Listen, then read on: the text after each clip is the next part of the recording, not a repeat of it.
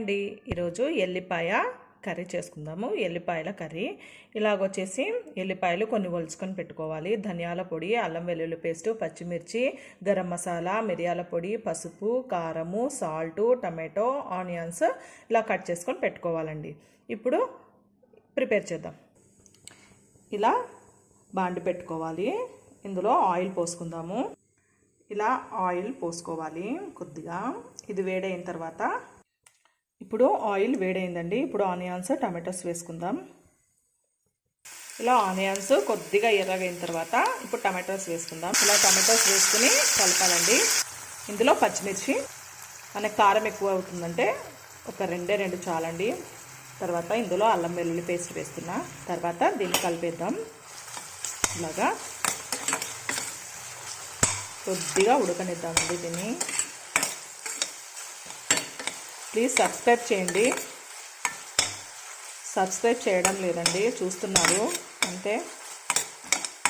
Please subscribe చేయండి. ఇప్పుడు ధనియాల పౌడర్ వేసుకున్నా, అలాగే పసుపు, సాల్టు, కారం వేసుకుందాము. మిరియాల పొడి కూడా వేసుకుందాం. అన్నీ వేసుకొని కలిపేద్దాం. ఇలాగా కలిపిన తర్వాత ఎల్లిపాయల్ని మనం వలుచుకొని పెట్టుకున్నాం కదా, అవి వేసేద్దాం ఇందులో. ఇప్పుడు ఇలాగా కలుపుకోవాలి. ఇలా ఎల్లిపాయని కొద్దిగా టమాటో ఇలా మ్యాష్ కావాలండి, ఇంకా బాగా మెత్త కావాలి.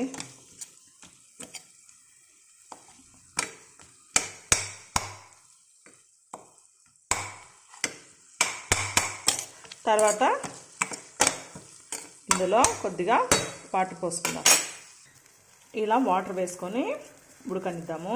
ఇది చాలా బాగుందండి. ఎలా ఉంటుందంటే అచ్చం చికెన్ టేస్ట్ లాగా ఉంటుంది. చికెన్ టైప్లో టేస్ట్ లాగా ఉంటుంది. చాలా బాగుంటుంది. ఈ చపాతీకి, రైస్కి చాలా బాగుంటుంది. ట్రై చేయండి ఒకసారి. మనకి ఏవి లేనప్పుడు, అంటే కూరగాయలు ఏవి లేనప్పుడు ఇలా ఎల్లిపాయలను ఒలుచుకొని చేసుకోవచ్చు. ఇది బాలింతలకి చాలా మంచిది. ఇలాగా చేసుకొని ఉడకనిద్దాము. అప్పుడు మెత్తబడతాయండి. సేమ్ ఆలు టేస్ట్ ఉంటుంది. ఇది బాలింతలకి చాలా మంచిదండి. పిల్లలకి పాలు పడతాయనేసి ఆ టైంలో పెట్టేస్తారు పెద్దవాళ్ళు. ఇందులో కొద్దిగా మరి ఎక్కువ మసాలాలు కావాలంటే వేసుకోవచ్చు. టమాటో కూడా యాడ్ చేసుకోవచ్చు. ఒక 5 మినిట్స్ మూత పెట్టేద్దాం. ఇప్పుడు ఎల్లిపాయ కర్రీ రెడీ అయింది. ఇప్పుడు ఎల్లిపాయ కర్రీ రెడీ అయింది కదండి. నేను కొద్దిగా తీసుకున్నాను ఎల్లిపాయ కర్రీ. ఇందులోనే మనము ఉడికించిన ఎగ్స్ కూడా వేసుకోవచ్చు, అది కూడా చూపిస్తున్నాను. ఇలా వేసుకొని కలిపేద్దాం. చూడండి, ఎల్లిపాయ కర్రీ విత్ ఎగ్ ఇలా కూడా చేసుకోవచ్చు.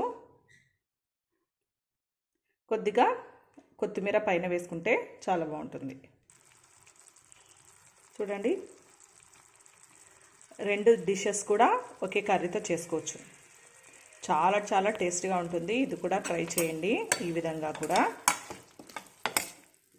రైస్లోకి చాలా బాగుంటుంది. చూసారుగా ఈ కర్రీస్ 2. ప్లీజ్ సబ్స్క్రైబ్ చేయండి.